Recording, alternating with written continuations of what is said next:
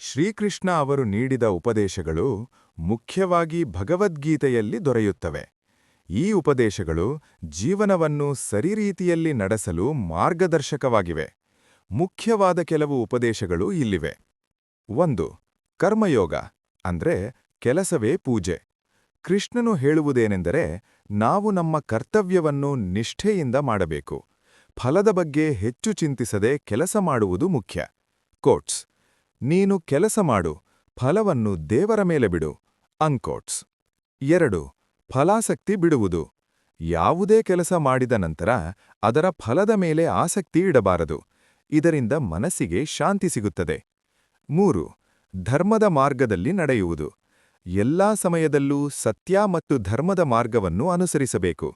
ಅನ್ಯಾಯದ ವಿರುದ್ಧ ನಿಂತು ಧರ್ಮವನ್ನು ಕಾಪಾಡುವುದು ಅಗತ್ಯ. 4. ಮನಸ್ಸಿನ ನಿಯಂತ್ರಣ. ಮನಸ್ಸು ಅಸ್ಥಿರವಾಗಿರುತ್ತದೆ.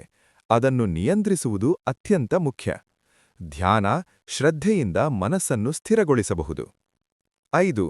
ಆತ್ಮನ ಅಮರತ್ವ. ಕೃಷ್ಣನು ಹೇಳುವಂತೆ, ಆತ್ಮ ಸಾಯುವುದಿಲ್ಲ, ದೇಹ ಮಾತ್ರ ನಾಶವಾಗುತ್ತದೆ. ಆತ್ಮ ಶಾಶ್ವತವಾಗಿದೆ. 6. ಸಮತ್ವ ಅಂದ್ರೆ ಸಮಾನ ಮನಸ್ಥಿತಿ. ಸಂತೋಷ, ದುಃಖ, ಲಾಭ, ನಷ್ಟ, ಜಯ ಪರಾಜಯಗಳಲ್ಲಿ ಸಮನಾಗಿ ಇರಬೇಕು. ಇದನ್ನೇ ಸಮತ್ವಯೋಗ ಎಂದು ಕರೆಯುತ್ತಾರೆ. 7. ಭಕ್ತಿ ಮತ್ತು ಶರಣಾಗತಿ. ದೇವರ ಮೇಲೆ ನಂಬಿಕೆಯಿಟ್ಟು ಭಕ್ತಿಯಿಂದ ಜೀವನ ನಡೆಸಬೇಕು. ಎಲ್ಲವನ್ನೂ ದೇವರಿಗೆ ಅರ್ಪಿಸಿದರೆ ಜೀವನ ಸುಲಭವಾಗುತ್ತದೆ. Verification mark. ಸಾರಾಂಶ: ಕೃಷ್ಣನ ಉಪದೇಶಗಳು ನಮಗೆ ಹೇಳುವುದೇನೆಂದರೆ, ಕರ್ತವ್ಯವನ್ನು ಪ್ರಾಮಾಣಿಕವಾಗಿ ಮಾಡುವುದು, ಫಲದ ಆಸೆ ಬಿಡುವುದು, ಧರ್ಮದ ಮಾರ್ಗದಲ್ಲಿ ನಡೆಯುವುದು ಮತ್ತು ಮನಸ್ಸನ್ನು ನಿಯಂತ್ರಿಸುವುದು ಜೀವನದಲ್ಲಿ ಶಾಂತಿ ಮತ್ತು ಯಶಸ್ಸನ್ನು ನೀಡುತ್ತದೆ. Prayer mark.